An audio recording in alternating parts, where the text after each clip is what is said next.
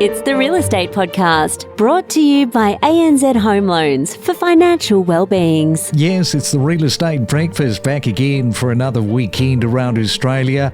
The latest local property news all in one place, so you don't have to go hunting for it. I mean, how good is that? And if you like the continuous updates, do us a favour of leaving a review on Spotify or Apple Podcasts, which helps us connect to even more people like you. And you might even want to do a social media copy and paste into your Instagram or TikTok, whatever your account might be, and just grab one of our episodes, and that will also help us. The weekend is here. It is a Saturday, June the 6th. Anthony Landahl, with some of his best of mortgage tips, is coming up in just a moment. And I see a tiny abandoned South Australian town that hasn't had a resident since 2021 is now at the centre of a proposed $10 billion AI data centre project. The town in question is Bundy. It is located northeast of Adelaide, and it has been chosen because it already has major infrastructure in place, including transmission lines, a substation and fibre connections. Now, the planned 800 megawatt facility would become one of the largest data centres in Australia and could completely transform the region, creating hundreds of construction jobs and ongoing full-time employment as the AI and digital economy starts to rapidly expand. Investors are saying, hey, what did you just say? That is going to be a point of interest for many investors without a doubt, so watch this space. Okay, let's kick off the Saturday Property Show with a question that we throw up all the time, and that is to fix your mortgage rate or to put it on a variable rate. Anthony, people really do struggle with this. Yeah, it's a really good question. And in an environment like this, it's a lot about risk appetite and comfort. Do you want that certainty around your repayment? And a big part of the conversation as well is how much flexibility do you want with your home loan? For example, if you've got a large offset balance, variable rates are much more suited to having an offset link to it. If you're making additional repayments, variable rates are a lot more appetizing to be able to pay the loan down quicker. If you're looking for more flexibility, if you've got savings, if you've got offset, if you're able to pay the loan down quicker, variable rates remain reasonably attractive. There is also the option of obviously splitting your loan, having some of it fixed to maintain that certainty and having some of it variable. It's very much around how much people's risk and what sort of comfort they're looking for through this time. Very, very tricky environment, and we really are looking case by case at the moment. Yeah, good advice. And in these times of uncertainty, you talk about the offset account. Has there been a more important time to make sure that you get that right, that offset account? Boy, that just saves you a lot of pain if it's done correctly. Yeah, it can save a lot of interest over the life of the loan. So if you have got an offset account, which is essentially just a bank account, if you've got $100,000 in it, it'll lower the interest you pay on your loan by $100,000. You still make the same repayments, but you pay less interest. So over time, the loan gets paid off a lot quicker. Get your salary put into your offset account. Just have as much money in your offset account as you can to make the most of that. And over time, it does have a big impact on the interest payments you make. Every morning from 6, we bring you the latest real estate news with diverse perspectives from leading industry experts. We were talking about just how competitive real estate is off air, and you were telling me you're into volleyball. Now, that's another competitive area, just to have that outlet, I guess, of being competitive. Yes, good morning. Thank you for having me. Yeah, absolutely. I just found, obviously, to be in this industry, you have to have some sort of competitive streak embedded in you. And I don't just carry that internally, I also carry it externally at work. And I personally found that's the only sport or activity that I could take on to channel that, basically the competitiveness. Boy, the rough and tumble of volleyball with the girls on the court, it's very contact, isn't it? It is. I say at the end of the day, it's real estate's a non-contact sport. So finding something that's contact just gets all of those frustrating deals out of the way. The other players don't need to know about it. Know your property. Available for breakfast from 6 a.m. Anthony Landahl is with us, and you wanted to make mention of some of the investors and what they're up to at the moment. Yeah, the investor psychology can be different from a homeowner. For an investor, you're essentially investing in an asset class. So the big thing for an investor is focus on the fundamentals of an investment. What's your strategy? Is it around capital gains? Is it around rental yield? What's your cash flow?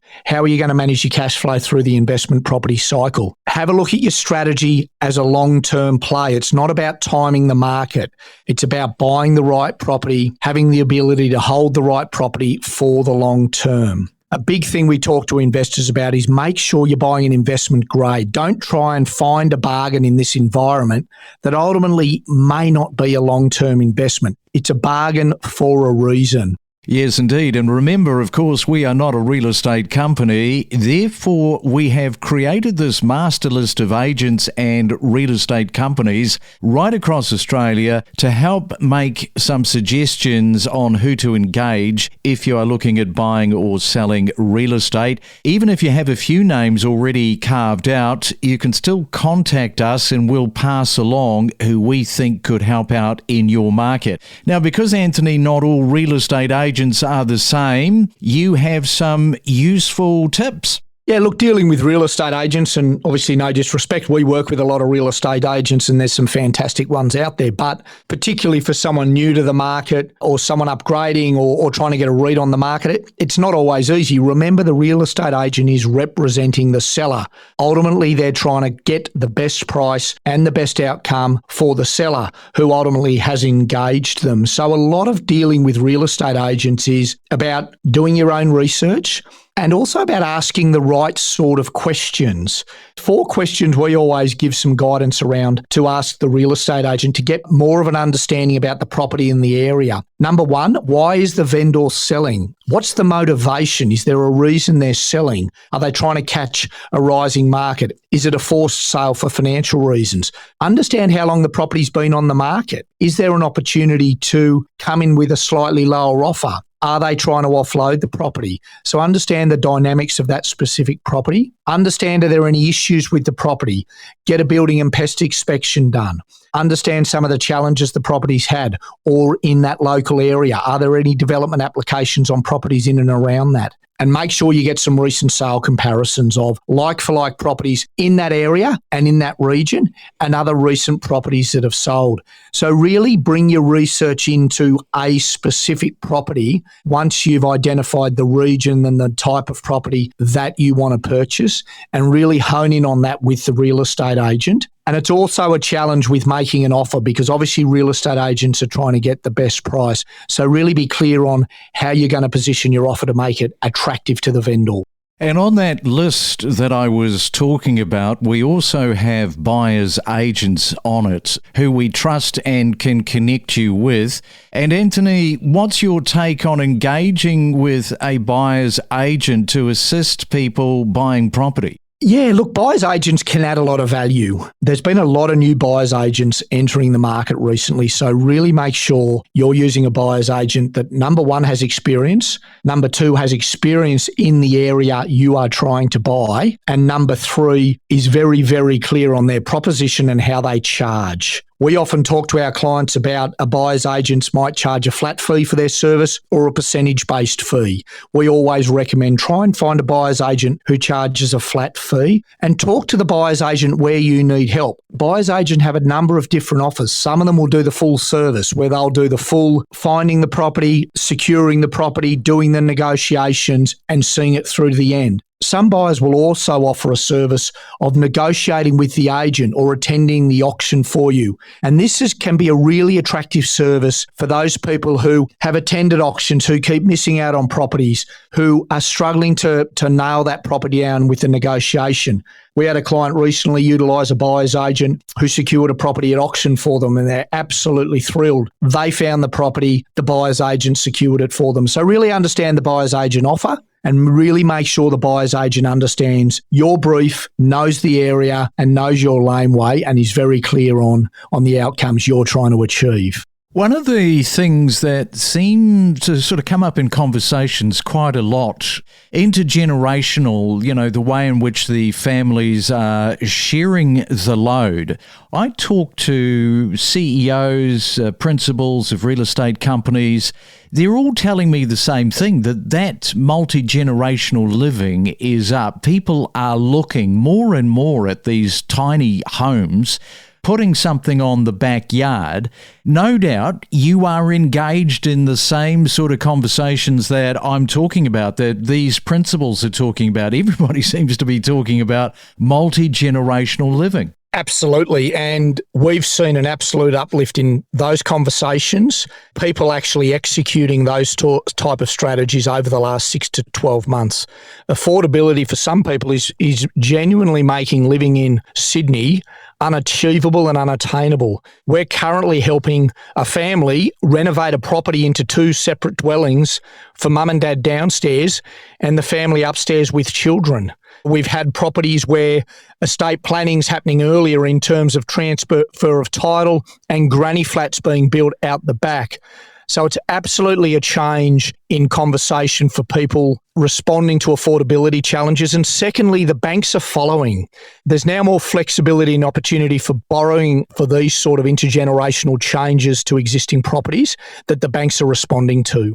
Yeah, the banks obviously look at the trends and they'll follow the trend if it's going to make them money, and this is a major trend.